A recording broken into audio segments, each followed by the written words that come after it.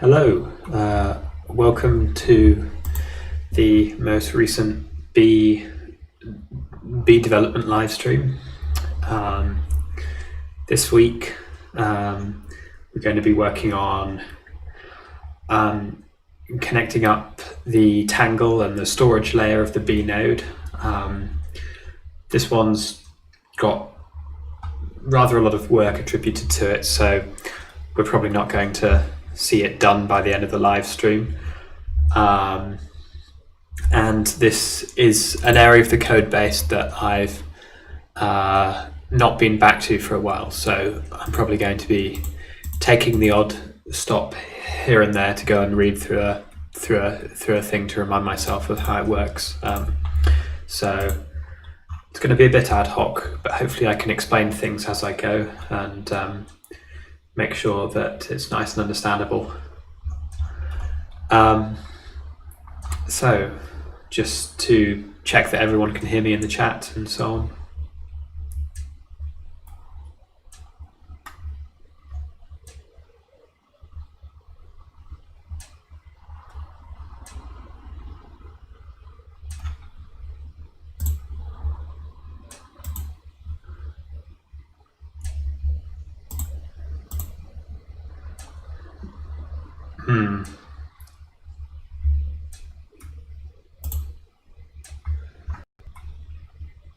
I'm not sure what's going on here because I have that issue as well.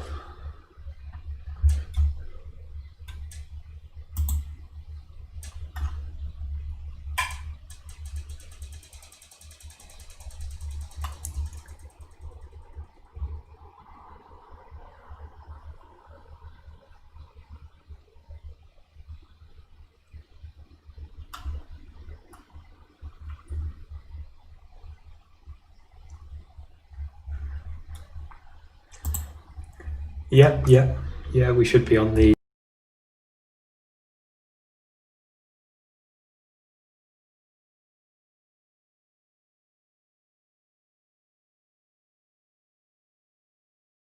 again. And we're back again.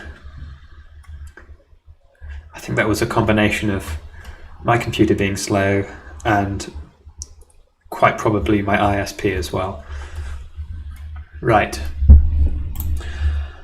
So continuing back, can everybody in the chat hear me fine? How's the audio quality?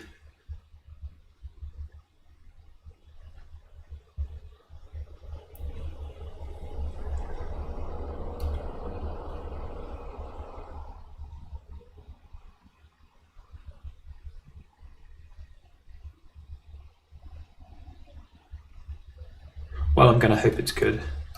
Right. So this week, as I mentioned previously, we're going to be trying to connect up the Tangle and the storage layer. So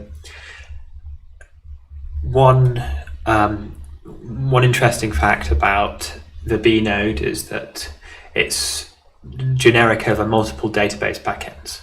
And so this means that you can compile in your own backend and decide on how you want to store data. And for this reason, we tie everything together with a series of traits that determine how a database backend communicates with the rest of the node and vice versa. And we also allow the Tangle to be generic over what we call sort of a storage strategy. So as an example, I can go back into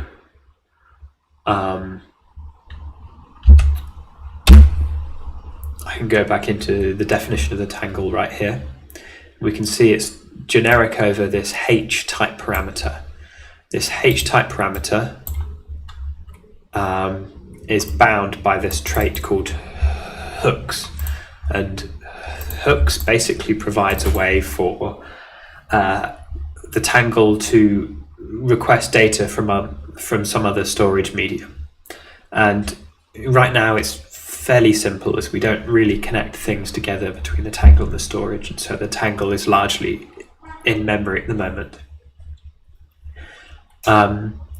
we have this default implementation called null hooks, which doesn't do any kind of storage at all. So you might want this if you want to represent the tangle entirely within memory and you don't want to talk to any sort of external database at all. But in a lot of cases, we don't want this. So what we're going to be doing is we're going to be trying to flesh out the implementation of this trait where we implement it back in the storage layer to allow communication with the storage from the tangle. So right now it doesn't do anything. It's basically equivalent to null hooks now. So we're going to start to add in an implementation.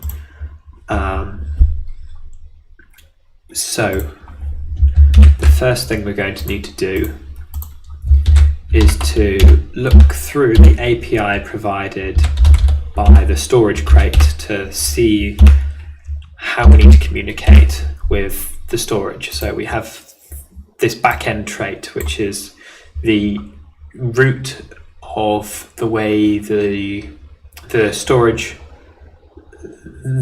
code talks to the rest of the node. So this trait can be implemented by any particular backend. For example, it's implemented by the RocksDB backend, and it also ties into a few other traits here. So what we're effectively doing is using Rust's traits. We're providing an API signature without providing the implementation, and the implementation can be provided by RocksDB or whatever. So there are a few traits here. We have this trait called batch, we have this trait called delete, we have exist, fetch, insert, and these will allow us to talk to our database backend. So in the case of insertion, when we perform an insertion into the database, we're going to want to insert the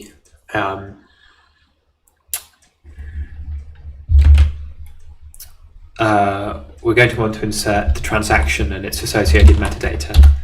So I'm going to go into the RocksDB backend just to see which particular combinations of insertion traits are implemented. So you can see here that we implement the insert trait for the RocksDB backend for certain combinations of types. So the one we're going to be looking for, quite a lot of this has changed since I last saw it, so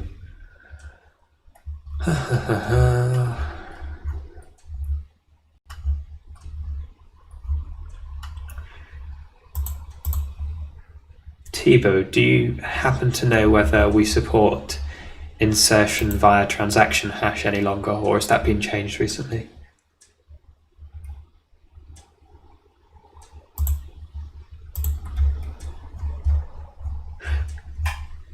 Right, okay.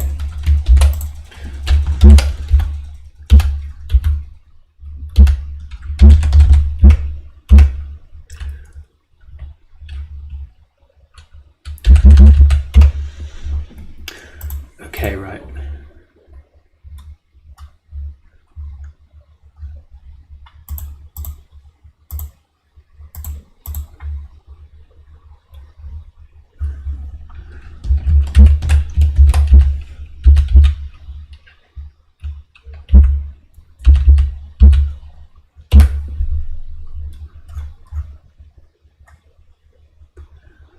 Okay,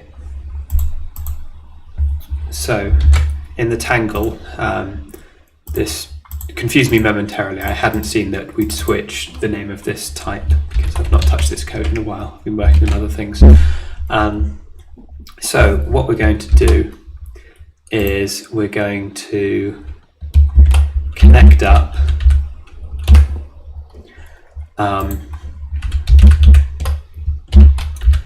this trait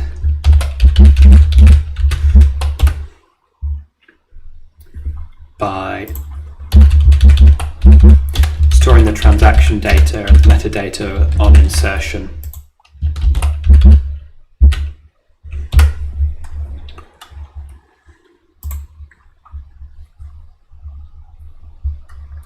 So in this trait, we have access to self, a reference to self, and self has got a resource handle to the backend, the database backend that we're currently using for storage.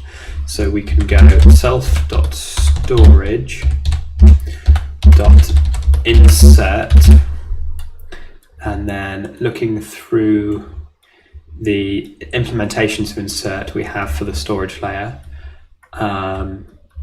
we're going to need to insert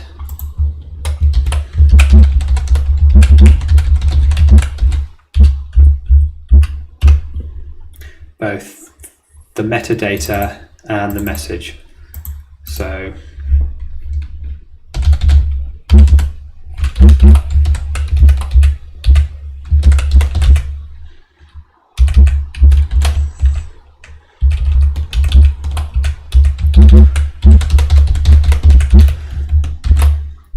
these parameters will probably need changing at a later date.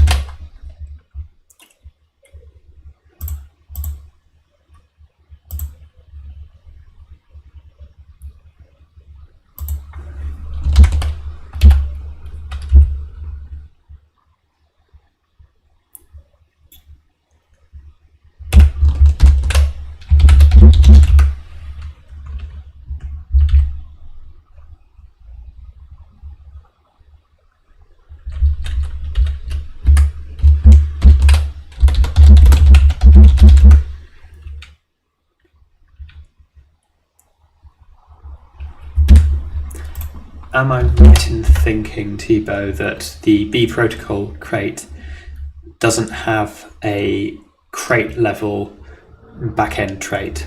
Or are we putting all of the requirements on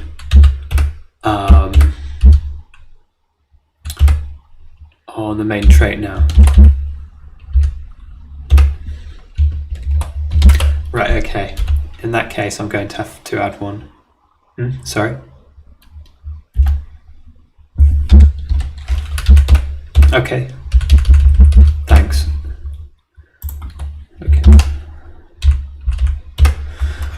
Okay, so this trait here is effectively a super trait, and it provides us with all of the interfaces we need to talk to the backend and perform all of the actions that the protocol crate requires. So I'm going to copy this and then break it down into the parts that we actually need.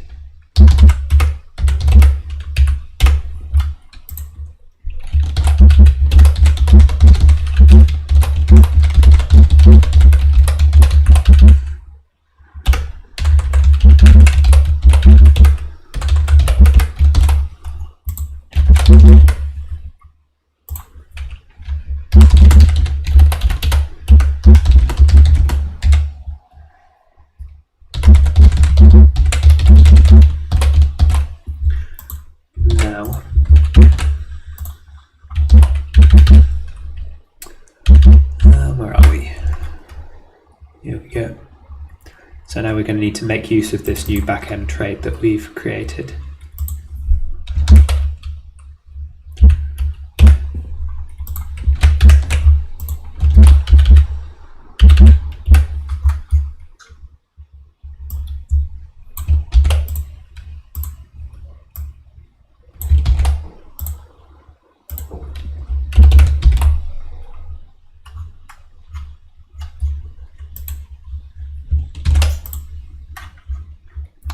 So one of the things we need to bind by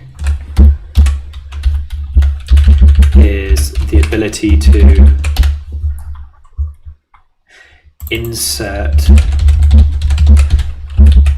by message ID as the key, and the value specified down here should be message. So I'm just going to import these things now.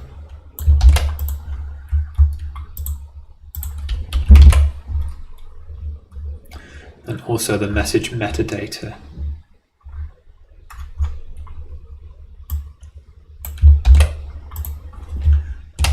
Okay, so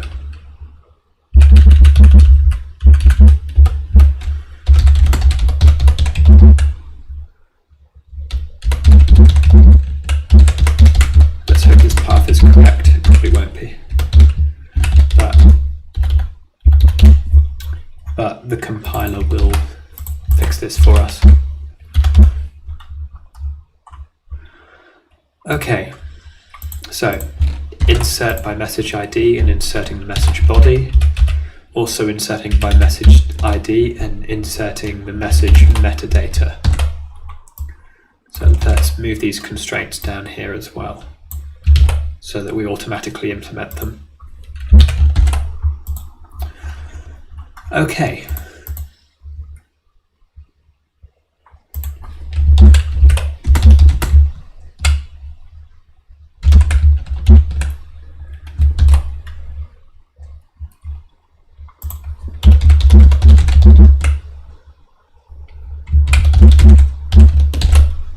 So now we should have all of the required trait implementations for the interface that we need bound.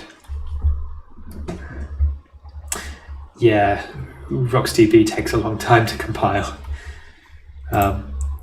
Rust has got a reputation for being slow to compile, but it's nothing compared to modern C++. Now that Rust has things like incremental compilation and so on. It makes life a lot easier. So let's give this a test compiler and see what the compiler will complain about, because it's going to inevitably be quite a lot of things. Okay. Whoops.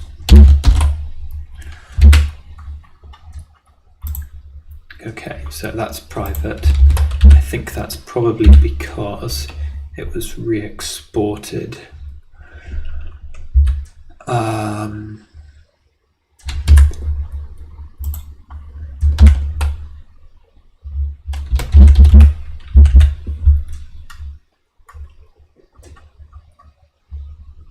Yes.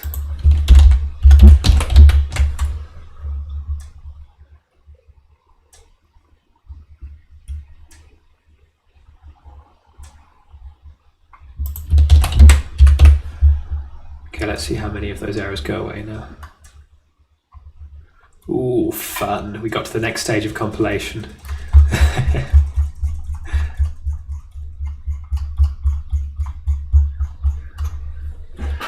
Right.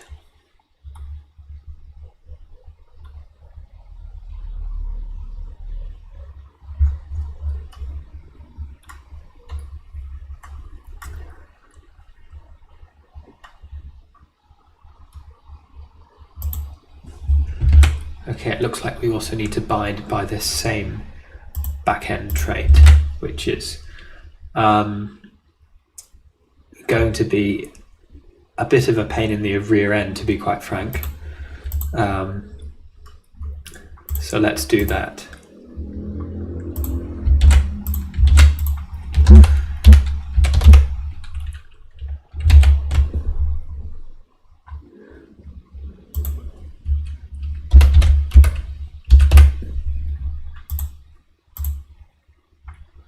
Right, so what we're going to be doing is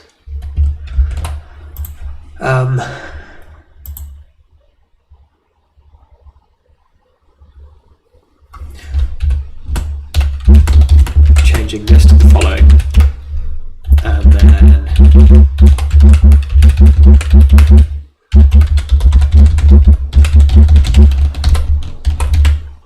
for every file in which this is used.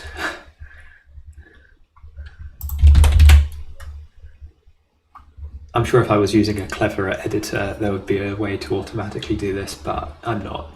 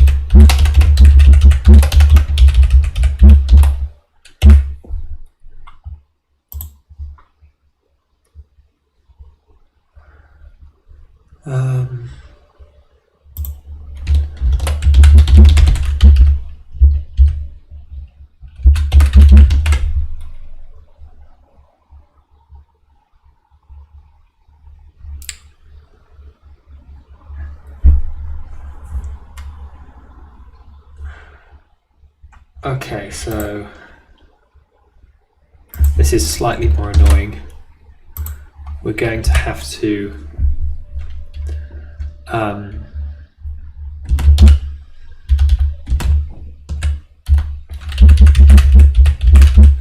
a where clause. So what this is going to do is it's going to, so we've got a requirement on an associated type of the generic parameter n, which is of trait node, and this requirement is not being propagated through, so we need to bind on that requirement using a where clause that specifies what constraint the generic types that are part of the trait implementation should abide by.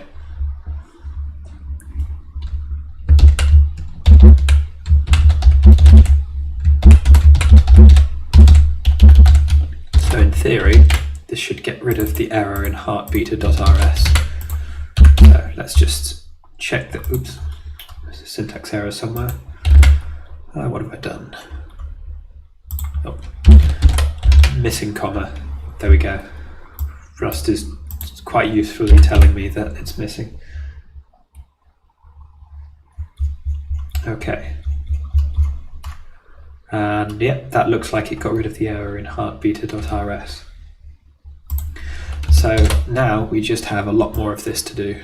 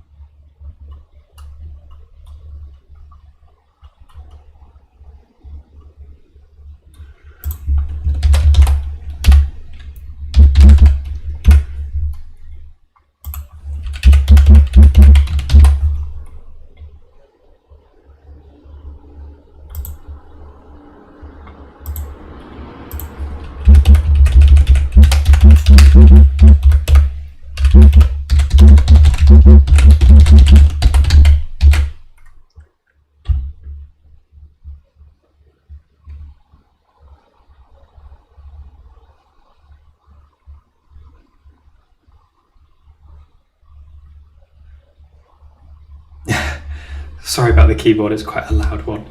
I'll attempt to move it a little further from the mic and move the mic closer to me.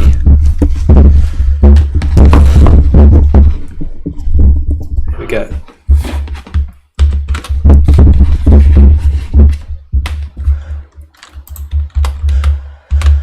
Okay.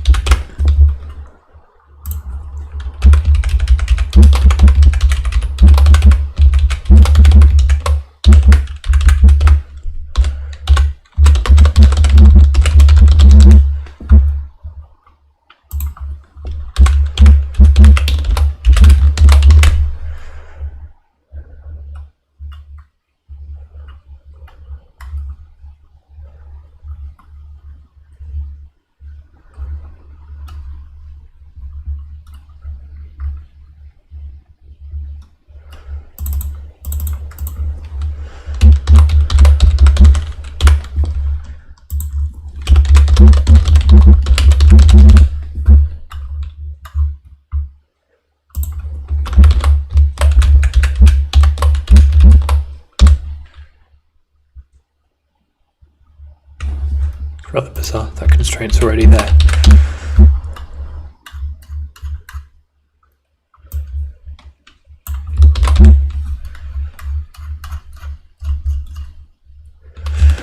Okay.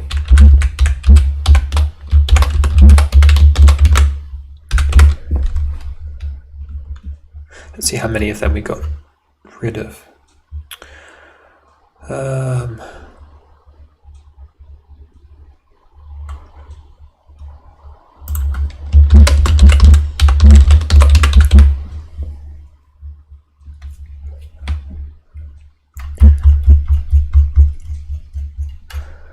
Okay, this is better. Things are slowly reducing in terms of error messages.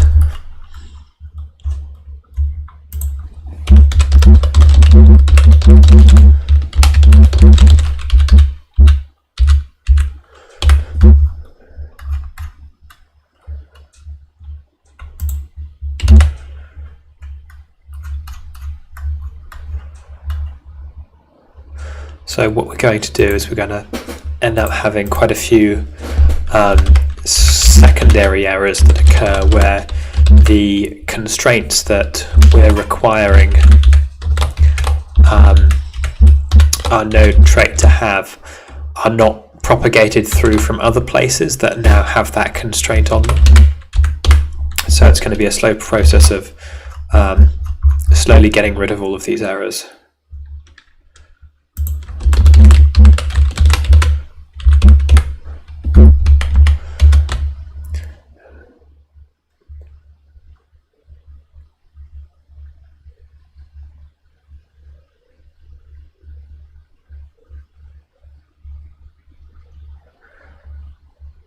Sorry about the keyboard. I'm not sure there's that much I can do to it in this stream that'll improve it.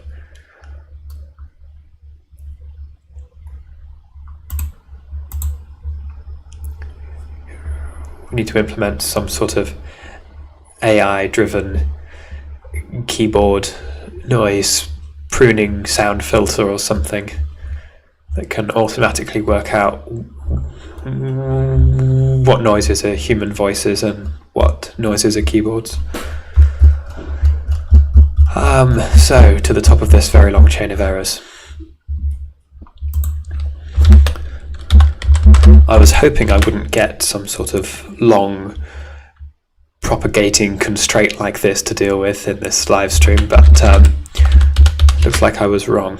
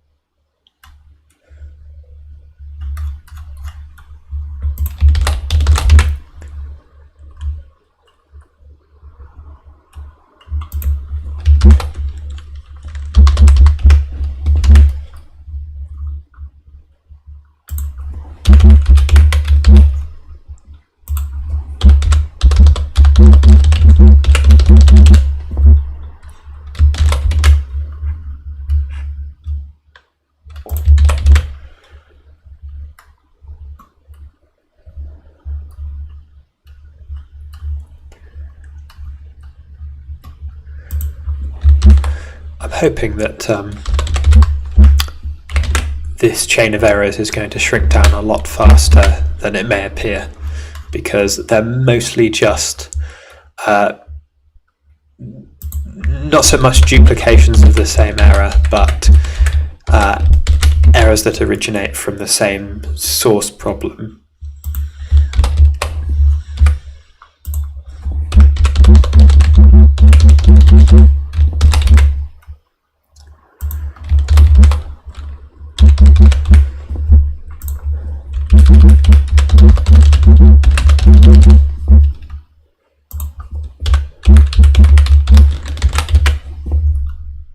Let's see how many we've cut down to now.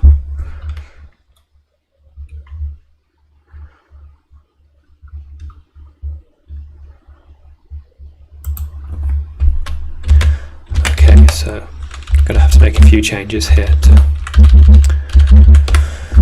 make this work.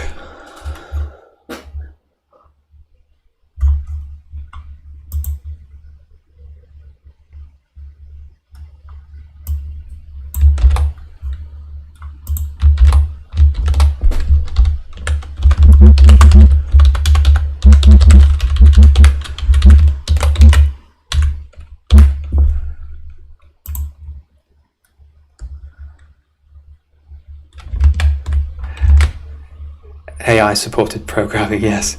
Might not be as far as you think. I saw an interesting demo from, I think it was NVIDIA's AI research lab, where they'd gotten, I can't remember if it was, I think it was a version of GPT-3. They'd gotten it to automatically generate Python code based on the signature of a function and the documentation description of the function, and it was quite clever. It wasn't just copy and pasting stuff, it was actually taking context into account and things like that. It was apparently trained on the entirety of GitHub, so it might not be too long until we see that kind of thing.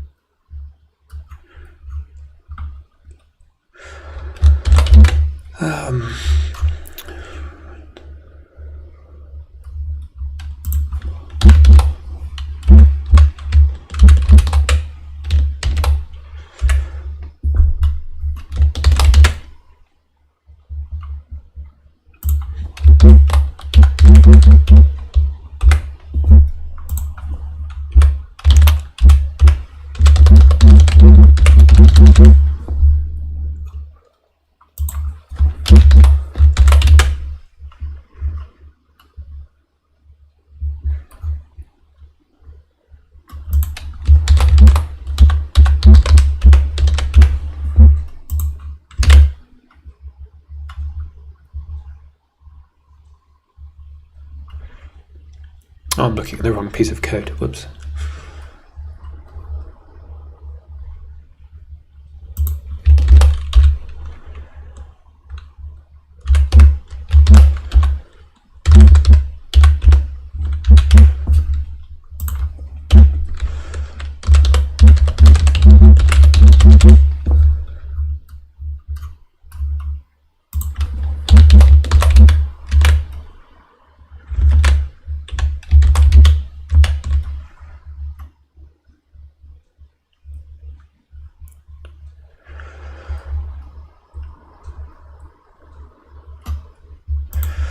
Okay, just a few more, I think, and then we'll be there. This horrible stage of doing all of the boilerplate work that's needed to fix compiler errors should be over.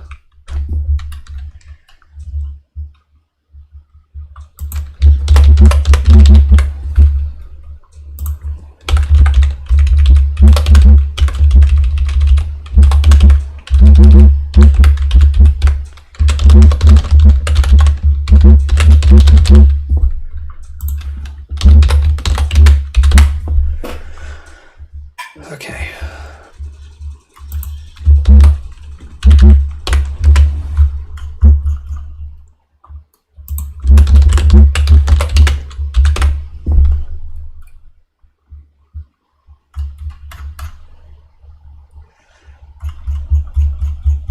Still a few more, but less.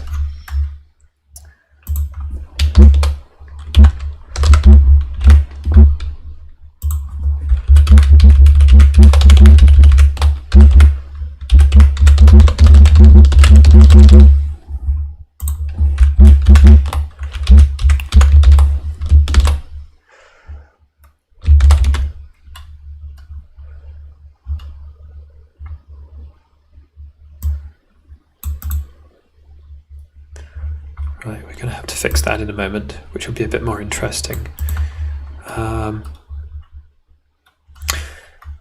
Yeah, I think these are all the same thing here. So that's okay.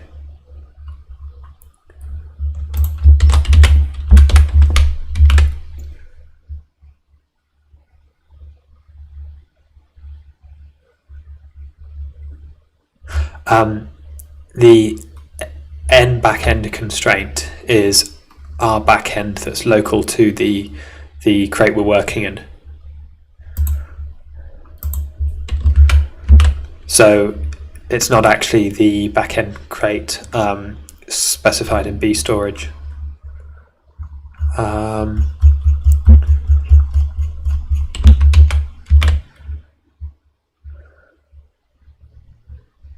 Benchmarking. That's sort of difficult to do.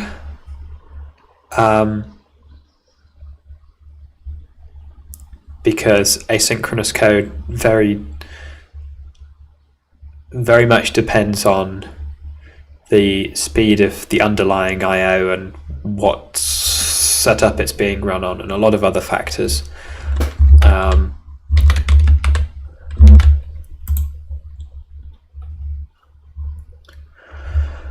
Right, so now we've just got to propagate this trait requirement through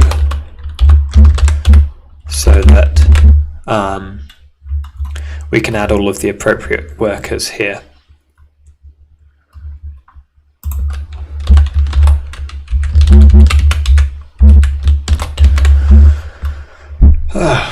Excuse me.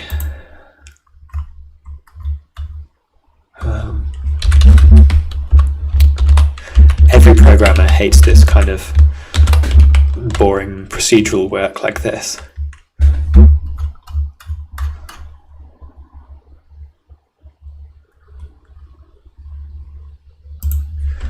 Yeah, okay. That might be it, or thereabouts.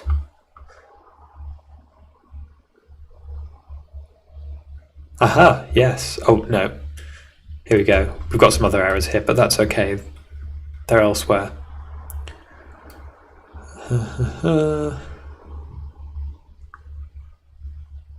Right, okay. So what we need to do is we need to propagate those requirements through to this trait. So you can see how making use of certain crates, or rather parts of the B node, will require all of these constraints on the capability of the backend to be propagated through, and Rust will effectively force these constraints to work. So that means, for example, you can't use a backend that doesn't allow storing of certain combinations of types that are needed for the protocol crate to be used with the protocol crate. So it's all nicely type safe, which is quite pleasant.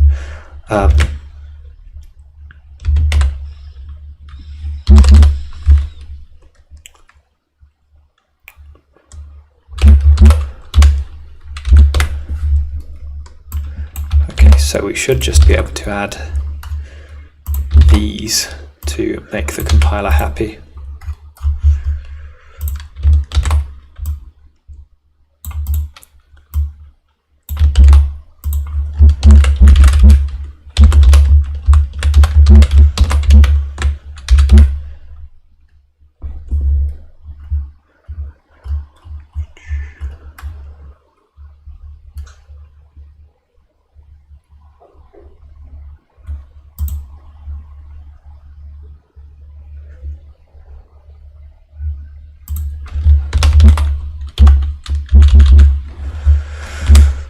this is going to be an interesting one.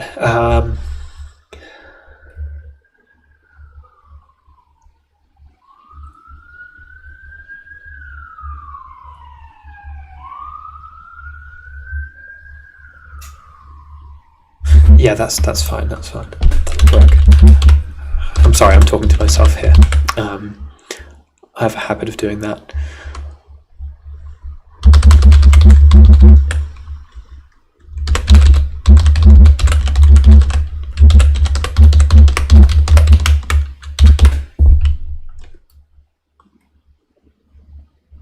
Right, so we've moved on to the next crate, onto the next level.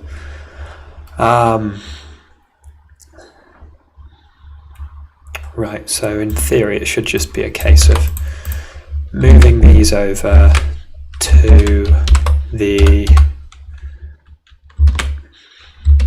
API crate.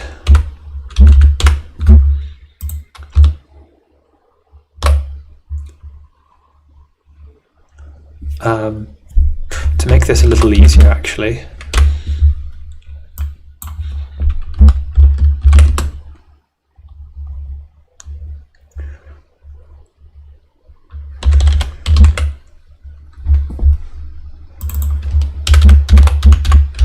instead of referring to these traits directly, I'm going to require that it implements the trait from the protocol crate. So that means if we update the requirements of that trait, which we're going to need to at some point, it'll automatically update everything else, basically. It just becomes a super trait.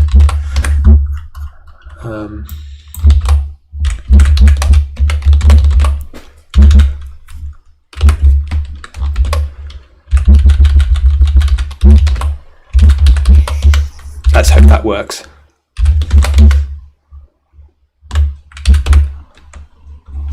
Oh, some syntax error.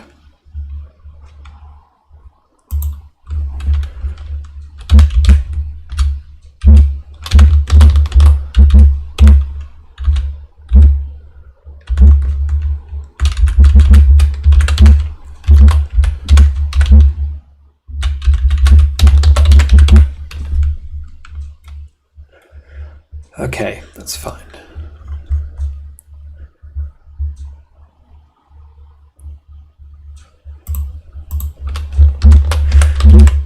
Okay, so I'm just going to make this public. It probably needs to be public anyway, so that consumers of the crate know what the crate requires interface-wise.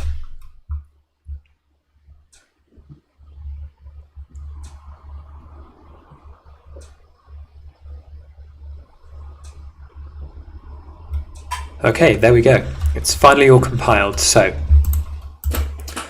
now we should have, oh, it's going to be way down in my recent files. Okay, let's go to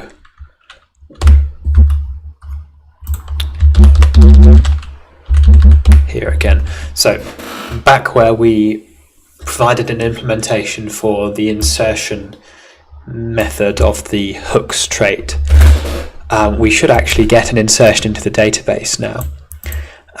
We've not implemented getting yet. That's another thing to do.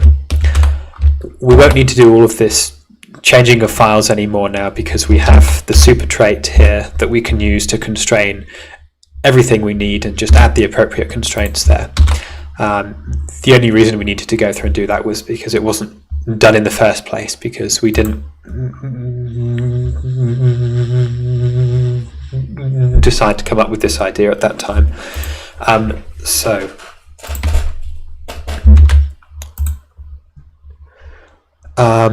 would run the node to check this, but I'm not sure whether I have the appropriate things set up for that. I'll give it a go anyway.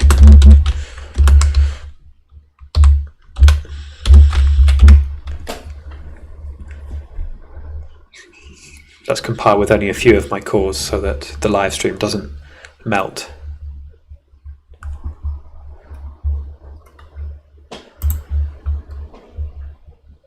Yeah, Yeah, I do like Rust's compile output.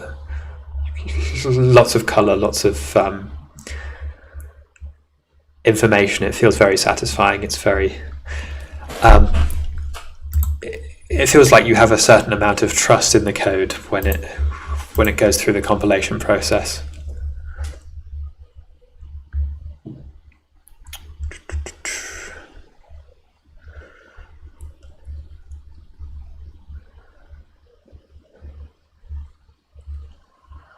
I'm not sure whether we'll actually see any insertions because I might not have the appropriate peers set up for the node to start communicating with the outside world and receiving transaction information, but let's see. Either way, we'll know because we'll get some output here.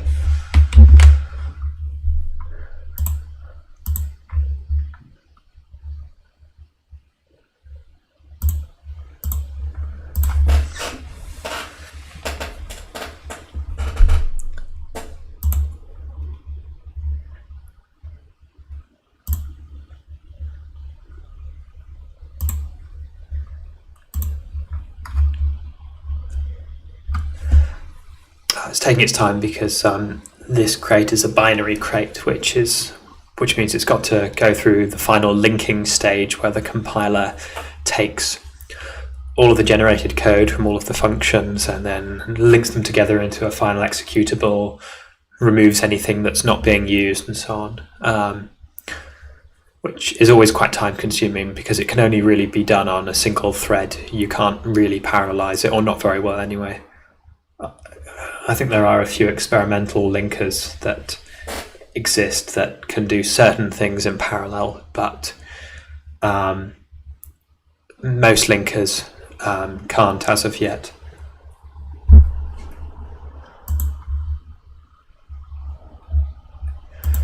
Yeah, so Thibaut says he thinks it's unlikely I'll see anything, and I think that's probably the case as well, but we're getting close to the end of the live stream anyway now, so I don't think there's anything big that's worth starting until then, so I'm just going to hope that we see an output, and if not, you have to trust me that it works. Okay, the node has started. Do we get anything? It doesn't look like it, no. That's a shame. Of course, after the live stream, I'll be testing this with actual peers connected and actual data coming in, and hopefully we'll start to see insertions occurring and things like that. But hopefully this live stream has given you a bit more of an insight into how we're making the node nice and abstract and nice and modular, so that you can provide your own components and build up a node as less of a monolithic component and more like a set of Lego bricks, I guess, where you can add plugins and different backends and so on, and it all works in a tight, safe and nicely constrained manner to make sure that things don't go wrong. We have 5 minutes left. Does anybody have any questions or things they want to see about the node or ask about the node or things like that?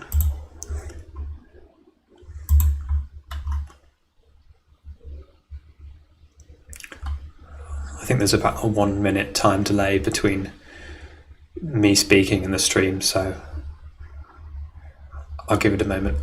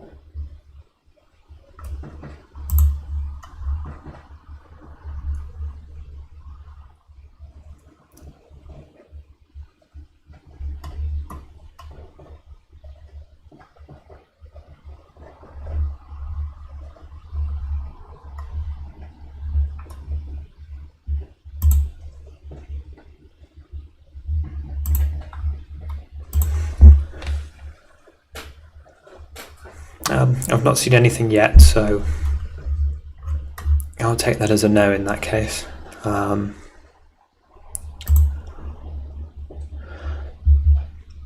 As I say, I don't think there's anything else to add in particular at the moment that's going to be done in 3 minutes. So thank you all for watching the live stream.